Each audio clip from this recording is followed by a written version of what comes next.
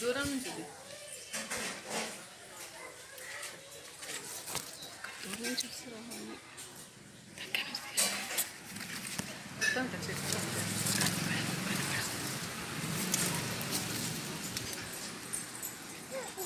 అట్లా ఎన్ని తీసిన లాభం లేదు ఇక్కడి అట్లా ఎన్ని తీసిన లాభం లేదు. ఇది మా ఇంట్లో ఉండేటువంటి నేరేడు పళ్ళ చెట్టుకు గుత్తులు కాసినాయి. మేము ఈరోజు ఈ పంటను పెంచబోతున్నాం. ఈ ఫ్రూట్స్ని హార్వెస్ట్ చేయబోతున్నాం.